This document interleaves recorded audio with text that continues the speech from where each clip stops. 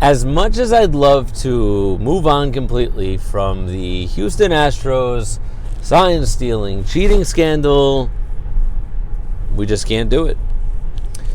Yesterday morning, they finally did their "I'm so sorry" press conference. The apology tour, that might as well have not happened, but it had to happen, so it happened. It was, let's just say this, it was the worst press conference in the history of press conferences. And I don't even think it was remotely close. And we'll break it down for you this morning. I'm Dave Ettinger of CBS Sports Radio, and you're watching the Dave Talk Sports YouTube channel. Happy Friday morning to you. How you guys doing? It is 6:34 a.m. Eastern Standard Time. You join me on the way home from CBS Sports Radio, where I help produce shows every night.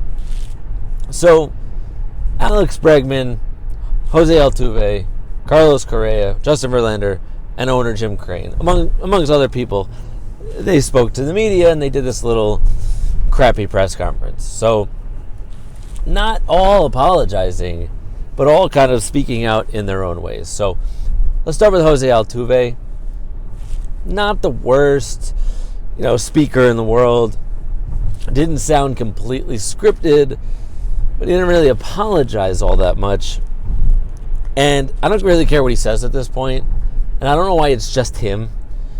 He went from overnight being the guy you love to root for, the 5'4" little engine that could, MVP winning, just little guy you gotta root for. He went from that to having the most punchable face in all of sports, a la Grayson Allen. It's just something about his face that makes me want to take it and mush it into a computer screen. I don't know what it is. I can't exactly put my finger on it. I don't have the right words for it. It's just something about his face. It's like that line from Step Brothers. It's like, yeah, you did it, man. It's the Catalina wine mixer. But there's just something about your pie hole, your face. I just want to punch it. That's Jose Altuve. Alex Bregman might as well have been reading from a teleprompter. Apologized for the things that his team did and that he was involved in, and he just sounded stupid, and it was memorized or he was just reading it. So that was useless. Now, Mr. High Horse himself, I speak out against cheating and steroids and this and that and this and that. Justin Verlander, he said some interesting things. None of them really made sense. He said, well, in hindsight, I wish I'd done more. I wish I'd said more.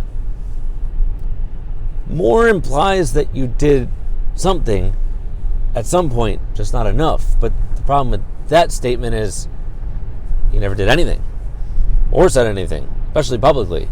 So, what are you talking about, big guy? Maybe you should just say, I'm sorry that this happened, and move on.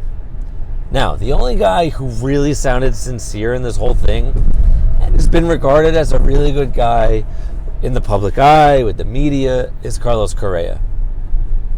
He spoke in a large chunk, opposed to just the 19-second apology that Bregman had, and he was more thinking about Carlos Beltran after the disparaging article that came out in The Athletic, kind of saying that Beltran was the orchestrator of this whole thing, the architect, el jefe, el patron, the boss of this whole thing, and he was an intimidating force, almost like the veteran guy who was forcing people to do this thing against their will.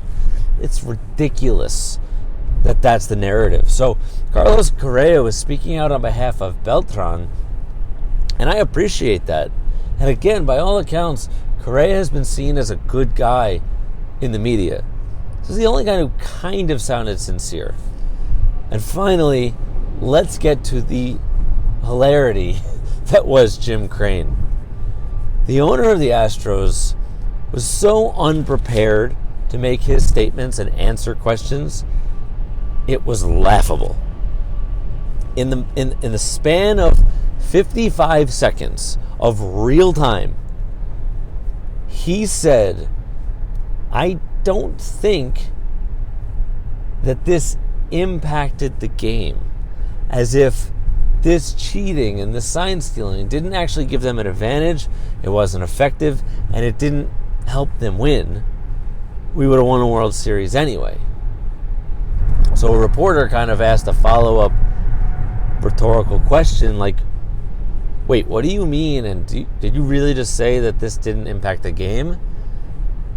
And in his very next breath said, well, I never said it didn't impact the game. What? Do my eyes radiate a smell currently? So the PR firm, the crisis PR, avert a crisis, disaster aversion PR firm that they hired should be immediately fired. The owner, who's not used to being put in this sort of situation, should have had note cards or a teleprompter that he was reading off of. Plain and simple. He doesn't have to be making these statements. They're choosing to do this to try to just put it past them. They got to address it at some point, so do it, get it out of the way, deflect the attention, and move past it. That's all this was. You didn't even have to apologize and explain yourself. Just use some politics speak and move on. Instead, you're making yourself look so much worse. And that was by far my favorite part of the press conference. So, thank you, Houston Astros, for continuing to give us content and bringing us the worst press conference in the history of press conferences. And on that note, it's 6:39 a.m. Eastern Standard Time. I'm Dave Ettinger of CBS Sports Radio. This is the Dave Talk Sports YouTube channel. Please subscribe, leave your comments, and like the video. Let me know what you thought of the apology tour that was this disaster, this dumpster fire of a press conference. Enjoy your weekend, everybody.